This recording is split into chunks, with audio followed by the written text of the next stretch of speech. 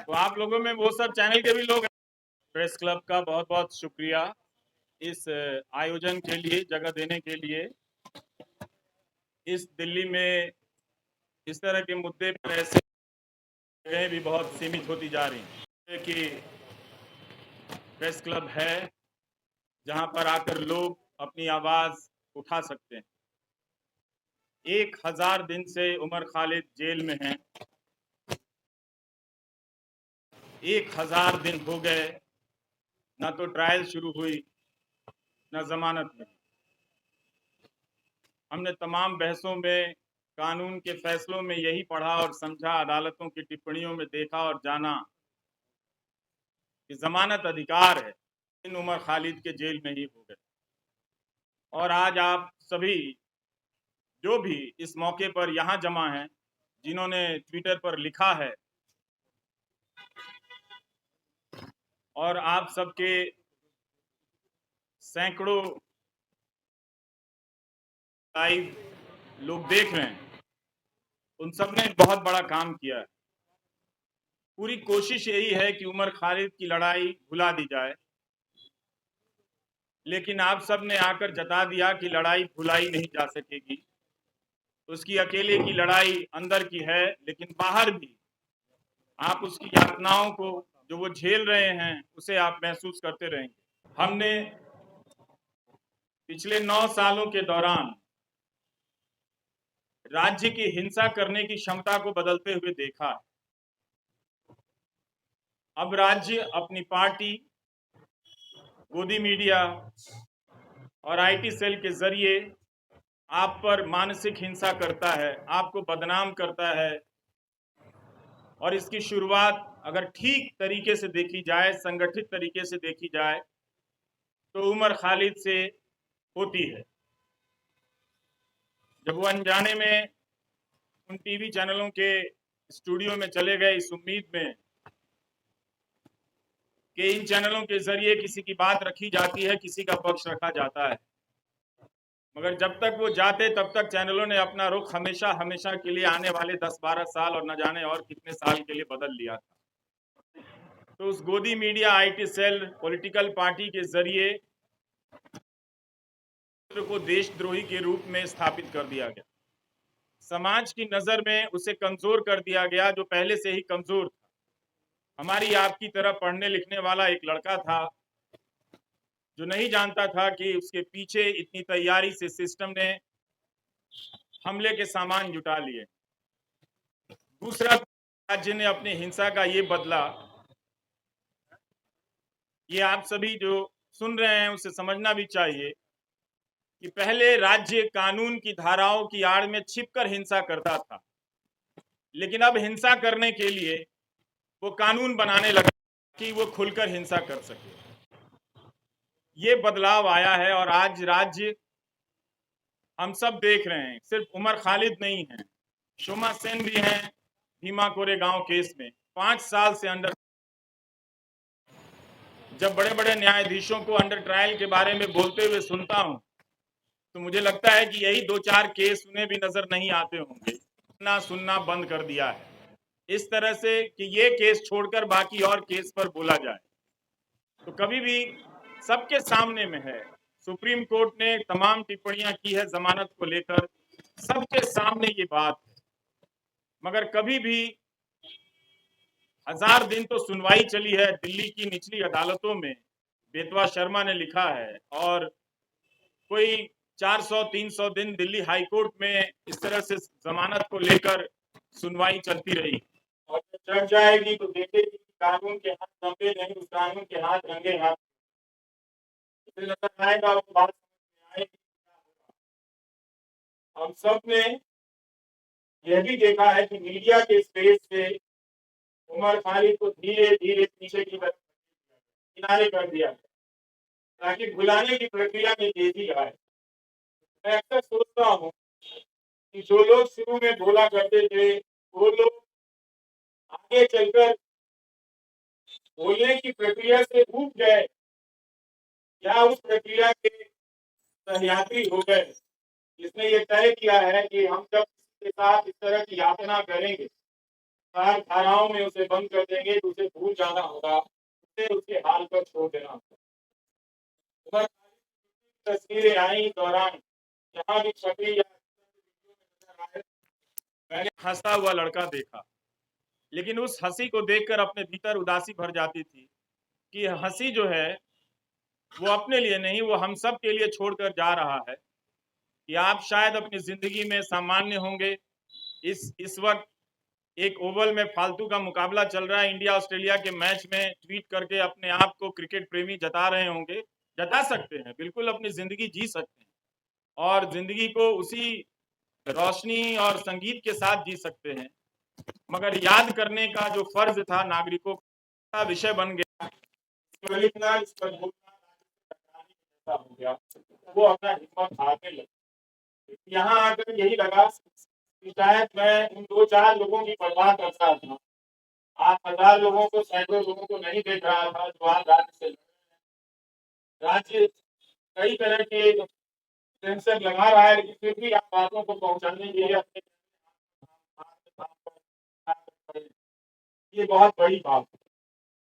मैं याद करना चाहता हूँ उमर के साथ आज बेतवा शर्मा को भी, जिन्होंने दिल्ली दंगों के मामले में शानदार रिपोर्टिंग की, आज भी की है बेतवा ने, और पहले भी सपूरा के मामले में उन्होंने शानदार रिपोर्टिंग की।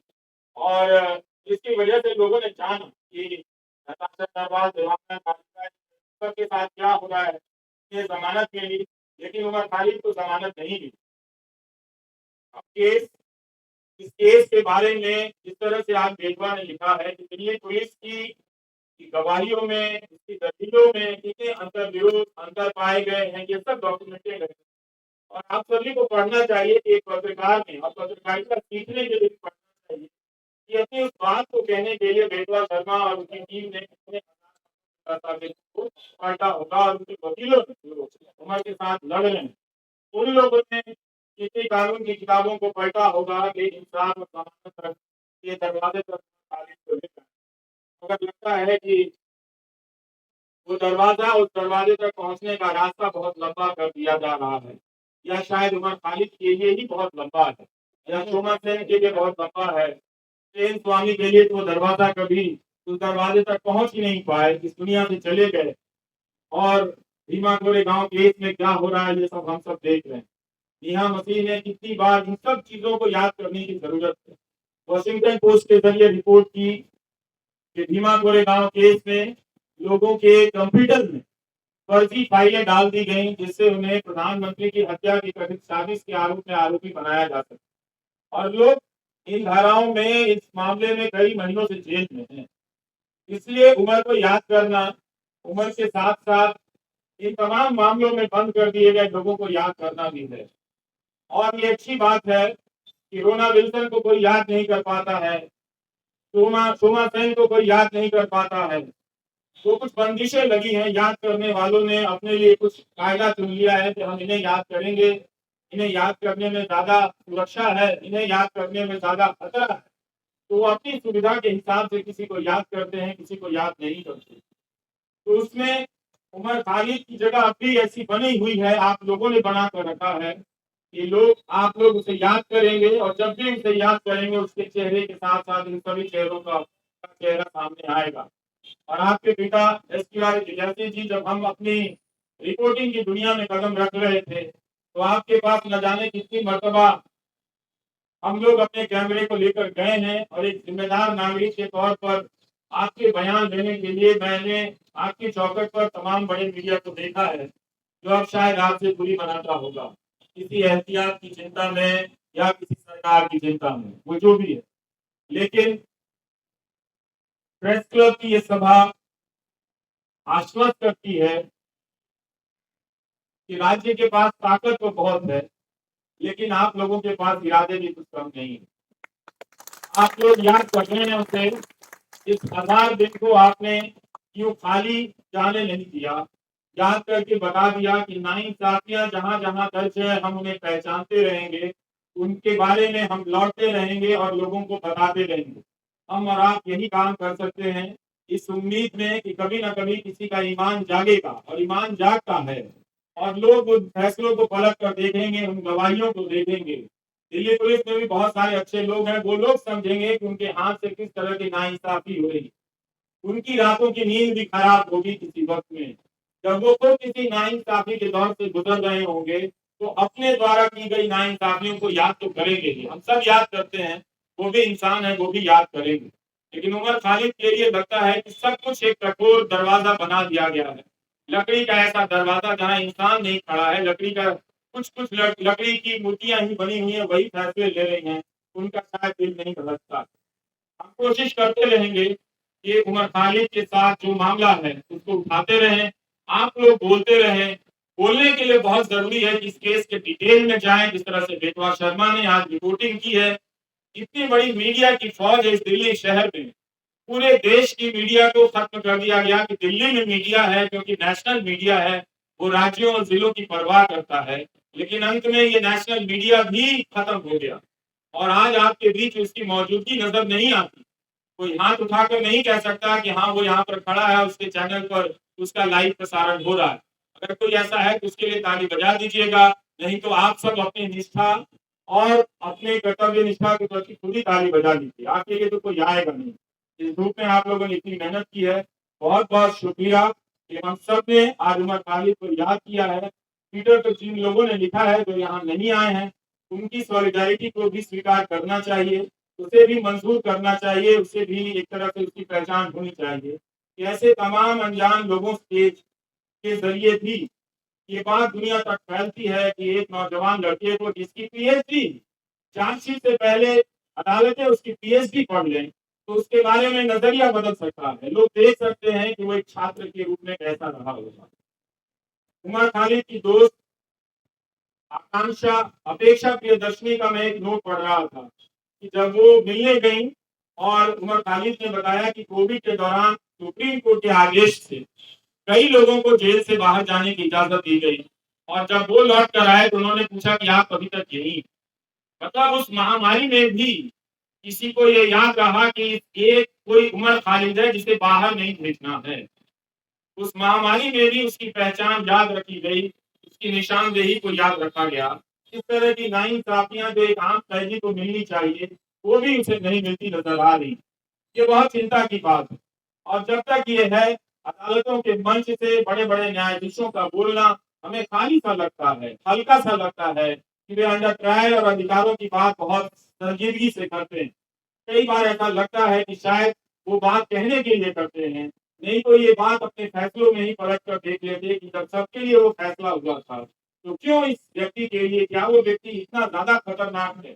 मीडिया अगर धारणा बना दे, मोदी मीडिया का एक है, रोज दंगाई मानसिकता फैलाता है तो उसके खिलाफ कोई कार्रवाई नहीं हुई, और उस तरह के एंकरों से किसी को देशद्रोही बना दिया जाता है, उस पर राज्य व्यवस्था और न्याय व्यवस्था उसे लेकर इतना क्रूर हो जाती है, कोई दया भी नहीं दिखाती है, उसका प्रदर्शन नहीं करती। हमारे तमाम तमाम न्यूज चैनलों के एंकरों ने बुलंदशहर के मामले में क्या हाल किया आप सभी ने देखा होगा। वो कल्पना कर लेते हैं कि मूर्तियां जिन्होंने खंडित की वो किस समुदाय के हों, वो रिपोर्टिंग अब नहीं करते। इसी तरह से उन्होंने उमर खालिद के बारे में कल्पना कर ली और उसे वास्तविकता में बदल दी। ये तो गनीमत है कि वहां की पुलिस डिपार्टमेंट को ये बात समझ में आ गई कि कुछ खतरनाक चीजें हैं, वो अपराधी पकड़े गए और उनके धर्म का नाम का धर्म कुछ और निकल आया।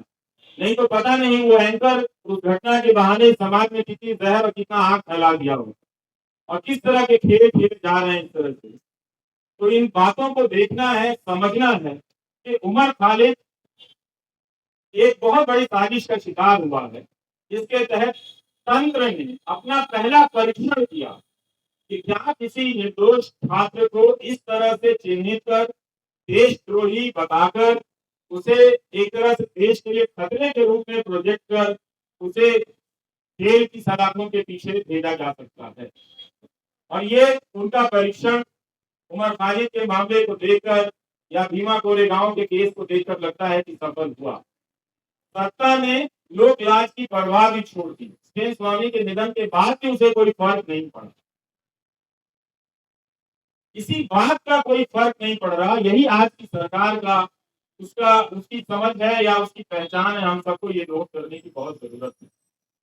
तो एंकरों को कुछ नहीं होता जो दिन रात दंगा फैलाते, दिन रात अनाप शनाप दूसरे समुदाय के बारे में कहते हैं, लेकिन दंगा भड़काने के आरोप में एक पीएचडी के छात्र को सलाखों के पीछे भेज दिया गया। इसके मामले में ट्रायल शुरू नहीं हुई है और ना ही चार्जशीट वगैरह ये चीजें पेश हुई है, ना जमानत मिली इस मामले। तो हमें इस अंतर को पहचानना है कि कुछ लोगों को दंगा फैलाने की खुली छूट मिली हुई है, गोली मारने के नारे लगाए जा रहे। वो कौन लोग थे जो इस कानून को लेकर आए और आज तक इस कानून को लागू नहीं कर सके। इस कानून को लागू करने के नियम तक नहीं बनाए गए, लेकिन 2019 के दिसंबर में आप जाकर देखिए लॉ। तो इस तरह से सब कोई चिल्लाता था, चीखता था सरकार की तरफ से कि इस कानून को सूर्योदय से पहले ही लागू हो जाना चाहिए, ताकि दिन के निकलने से, सूरज के निकलने के साथ ही हम सब इसे लागू करें और देश को बचा लें। मगर अब उस कानून का नाम वो इलाकों में ही जाकर नहीं ले। अब उस कानून का खौफ मणिपुर में भी पैदा हो गया। वहां भी कुकी जनजाति के लोग इस बात से चिंतित हैं, घबराए हुए हैं कि क्या कहीं ऐसा होगा कि हमें भी एनआरसी की यातनाओं से गुजरना हो। तो मणिपुर को लेकर देख लीजिए या दिल्ली दंगों को लेकर, जिसकी जवाबदेही तय होनी चाहिए थी गृह मंत्री, उनकी जवाबदेही तय नहीं, आज तक तय नहीं। गोली मारने के जो नारे लगा रहे थे उनका मंत्रिमंडल में प्रमोशन हो जाता है। सुप्रीम कोर्ट को कहना पड़ा दिल्ली पुलिस से कि ये जो नारे लगा रहे हैं वो मेडिकल प्रिस्क्रिप्शन नहीं। इसके बाद भी जो व्यक्ति शांति की अपील करता रहा, शांति की बातें करता रहा, तो दंगों की साजिश के आरोप में जेल में इस तरह से बंद कर दिया गया। तो इस 1000 दिन को आप याद रखें, ये 1000 दिन सिर्फ उम्र के नहीं है, ये 1000 दिन भारतीय नागरिक समाज, न्याय व्यवस्था के अफसोस के दिन भी हैं, उनके शर्म के भी दिन। नमस्कार, थैंक यू।